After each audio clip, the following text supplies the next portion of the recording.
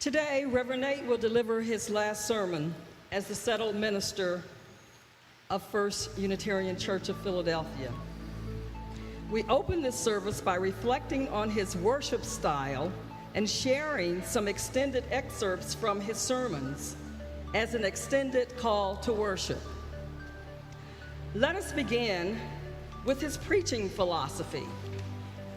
He shared it with us many times. Do you remember? He said, "It's simple, Nate. No one is listening to you."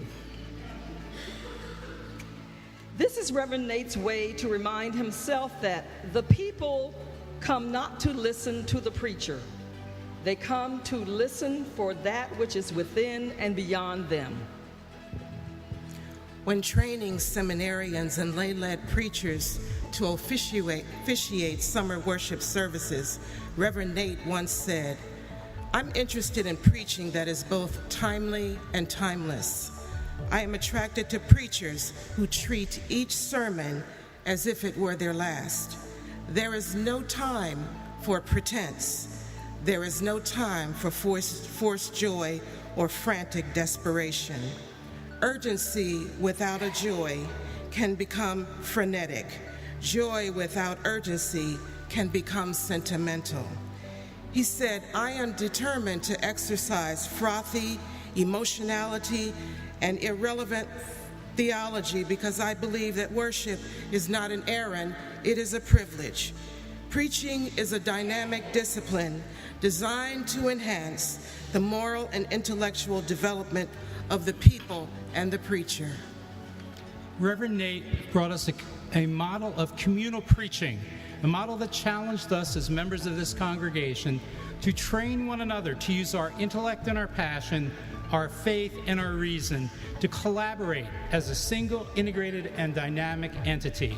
Put simply, Reverend Nate has sought to democratize the pulpit. Some years ago, he polled the congregation about the moral issues of our time, inviting us to join him in brushing off the liturgical dust. Every month, he invites us to our worship arts meetings to evaluate the effectiveness of previous services. As worship associates, we then prepare ourselves to support him in crafting the next series of sermons. By democratizing the pulpit, we, the worshipers, have been able to take seriously his charge to replace our previous roles as spectators and become engaged stakeholders. Reverend Nate once said in a sermon, "Clergy have long since recognized that God talk, born from banal platitudes, can diminish the power of theology." He said, "I strive to emancipate myself from such practices, beginning by taking the vow to only speak for myself. I will not speak for God, for scriptures, or on behalf of any religious community." He said, "Using I statements allows me to lay the foundation to transform theological cliches into hard-won lessons that lay claim to no celestial rewards." He said, "I do not claim to know if everything happens for a reason, or if a tragedy is really a blessing in disguise. Exiling these kinds of stock phrases is one step in my attempt to develop a principled, trustworthy ministerial identity." Over the years, Reverend Nate has preached in many different areas of the church, from the pulpit, from the lectern, from the pew, from the front of the church, from the back, and each time he wore something different, from a casual sweater and a tie, a suit, a stole, or even what he calls his Liberace robe. Sometimes he reads his sermons, other times he prays them or sings them. Sometimes he used poetry to slam the sermon. Sometimes he used objects like preaching from the fashionable grudge bag or painting white roses red. At other times, he used dozens of footnotes to give an academic lecture on religious freedom and human rights. And once, he was even inspired by Sarah Palin to write his sermon on his hand.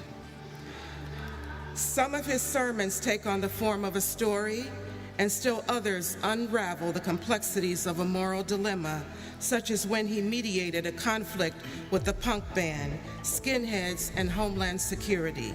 Some of his sermons he wrote as open letters. One was addressed to his imagined murderer in a sermon about capital punishment, and another asked the CEO of Monsanto 7 questions about the ethics of biotechnology. What has been the driving philosophy behind the diversity of these services? Marry content and form, he says. Marry content and form. You may have heard him say, I want to replace the one-note sermon with a symphony of forms. Each sermon must be intimately woven with the content. By marrying content and form, he has sought to keep worship services alive from one week to the next. When training preachers at Harvard Divinity School, he said, this is the task before the contemporary preacher, to constantly reawaken the craft for both clergy and congregations.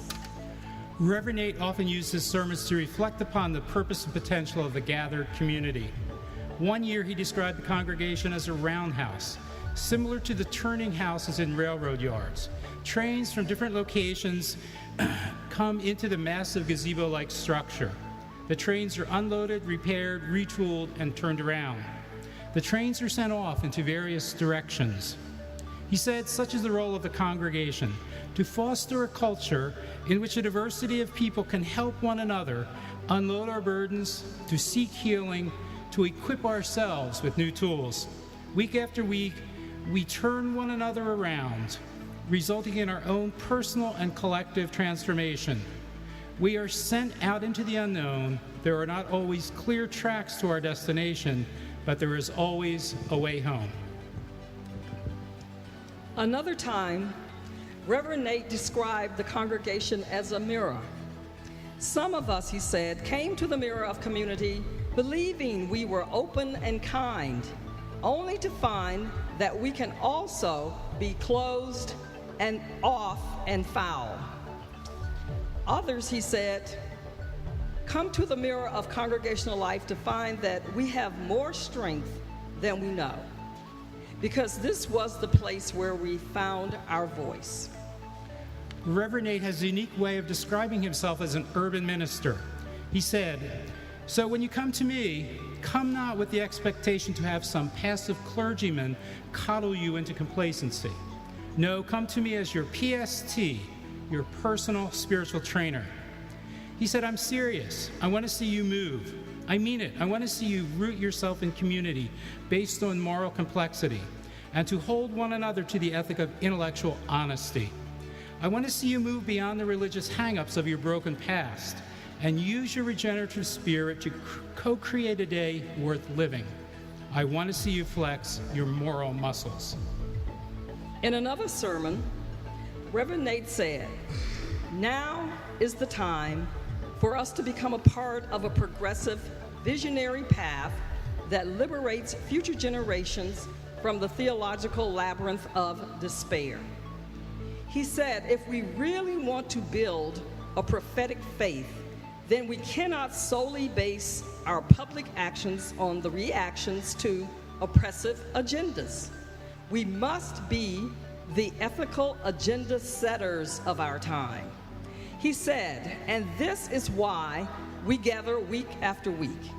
Our liturgical calendar is based not on the rotation of ancient scriptural passages, but on the social gospel of the modern timetable of urgency. We gather to be relevant, to be on the pulse of humanity's suffering, and to respond to the moral issues of our time with care. In this way, we come to church not to save our souls, but to save ourselves from the religious bigotry that uses faith to harm and not heal. And he said, coming to community moves us beyond the preoccupation of our own pains to reach up and out and into the eyes of our neighbor across the arc of the world, to look up and out and into the eyes of our neighbor sleeping on the curb across the street. We spend our time using our faith not to condemn those who believe differently, but to use compassion, equity, and justice as tools by which we tend to all of our relations. When doing so, we do build that beloved community. And he said we are no longer want to be isolated human beings in the sea of urban anonymity.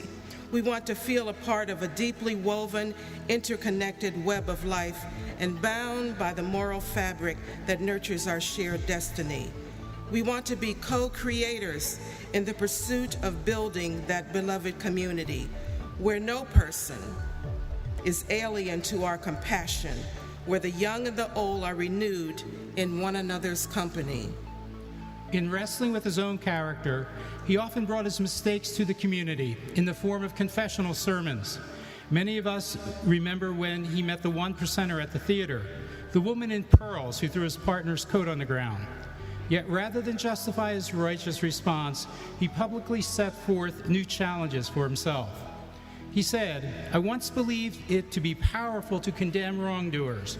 I believed it right to tear down another's unexamined assumptions and vaporize those whose presence was not worthy of my attention. I believed that others were the cause of my aggression. Others were to blame for my feelings of despair, disappointment, and righteous indignation. Rather than anger being used as a signal that something was wrong, anger became the solution to all my problems. It felt good to fuel the addiction of righteousness. I was doing justice, all the while I was being an ass." He said, "I have spent far too much energy using the public forum as a battlefield. I have spent far too much energy using the public forum to annihilate those perceived to be the enemy. I have armed myself with faithful friends so that each time we walked into a room, those present would shade their gaze and whisper in dread, 'The UUs have arrived.' I used to believe that being feared was powerful. I used to believe it was my duty to free the oppressed. But when reacting with righteous anger, guess who became an oppressor? Thich Nhat Hanh, a Zen Buddhist, said, 'I came to set the prisoner free, only to realize the prisoner was me.'" Remember when he asked, could it be that something else is required of us? Rather than lead by doing, can we take on ontological approach to justice making? Can we be known as people who are leading by being? He said, when we feel the impulse to be the interrogator, we can choose to be the generator of visions larger than ourselves. When we feel the impulse to be enraged, we can accept the invitation to be empathetic and no longer make people the object of our aggression. When we feel the impulse to be furious, we can dare to be curious. When we feel the impulse to be righteous, we can transform our soapbox into a music box. We can dare to be powerfully playful. He said, "So come, lovers of justice and keepers of the dream. Come, justify tyrants and suppressors of screams. You are all welcome here. None of us are exempt. We have all played the parts, the peacemaker, the warmonger. They live within." And he also said, that is why we as seekers of freedom are required to make justice not simply a product, but a process. Just actions are the means by which we achieve a justice society. When we observe oppression, let us develop strategies that free not only the oppressed, but also the oppressor. Those who use their power to deny freedom to others are also imprisoned and are also worthy of care. Do not let their unjust actions inspire us to justify employing cruel means. or else will soon become what we set out against. He said, the challenge is this: let us take up the miseducation of justice making by stripping our conscience of images of equity that claim to manifest through condemnation, through humiliation, through shame and blame and righteous indignation.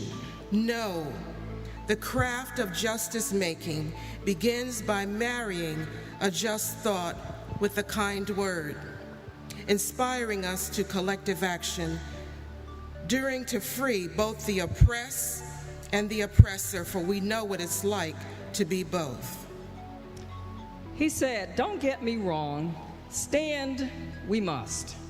Stand strong and bold.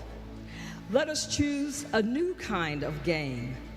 Rather than shoving our foot on the oppressor's neck, let us instead reach out a hand, offer a seat, and show them, and even ourselves, a new way of leading by being. Over the years, Reverend Nate has brought to the pulpit reflections on his ideals and his gaffes. He has brought to this sanctuary his passion and his regrets. To community, he has brought his ideas and his presence. But there are two words that he has used to greet us in every service in the last 7 years. The two words we will now use to greet him today by saying simply, welcome home.